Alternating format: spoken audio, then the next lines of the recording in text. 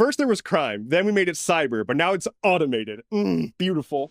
A single hacker, not even a hacker, a single dude used Anthropic's Claude code to extort 17 companies to the tune of millions of dollars. You may have heard the term vibe coding. Vibe coding is using something like ChatGPT, Claude Code to build apps without really doing a lot of programming. You just tell the AI, I want to build this app, and it's like, okay, and it tries to build it for you. Someone did vibe hacking with Claude Code, and essentially what they did was use it for every step of the way to identify and extort 17 companies. First, they used it to identify their targets. They were like, hey, which companies would be the best to extort? Then they had it write malware to steal information from these companies. Then they had it analyze the data that was taken from the companies to figure out what should be used to blackmail the companies. Then sent the email to the companies saying like, hey, I got your data, give me money. All of this was done by one dude. It was a ridiculously fast turnaround. It was a huge wave of cybercrime. And it was one guy using a publicly available subscription-based software. Anthropic, the people who make Claude, they were like, oh, well, you know, we're looking into it and we're trying to make sure this doesn't happen. You know, just be careful. As far as I know, the guy has not been caught, which is just wild. We also don't know who the 17 companies are, but we do know that one of them was a defense contractor. So someone was able to use an AI to hack a defense contractor with vibes. Companies. This is so unserious.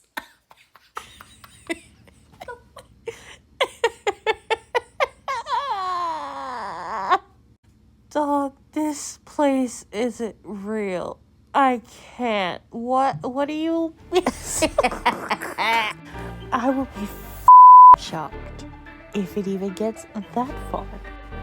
It's... Villainous speaks. Villainous speaks. They ignored everyone. The cybersecurity experts, the artists, the creatives, everyone. You know, before this kind of thing was a problem. And despite the ketchup on their hands, now someone has actually succeeded in this kind of... And at this point, it doesn't matter if they go after your average everyday Joe, because what are they going to possibly persecute? Everyday citizens were just given AI as is and told, have fun with no limits. And now it's messing with cash because people were allowed access. Hey, wild deviation. Hello. I just wanted to pop in really quickly and say right about here is where my voice starts to sound weird, and I was a derp and tried to edit the song out of the video from the TikTok, and unfortunately it ended just warping my voice audio. So if you hear it, I apologize. The edits were being homophobic. Okay, so yeah, enjoy the rest of the video. This entire situation, it's incredibly unserious. To any prop that they could possibly desire, and it's too easy to circumvent safeguards. You've got people going around with AI psychosis, people treating AI like it's religion. You've got AI in everything now. The courts didn't care because it's not affecting our money yet. It's one thing for data to be affected. That's one thing.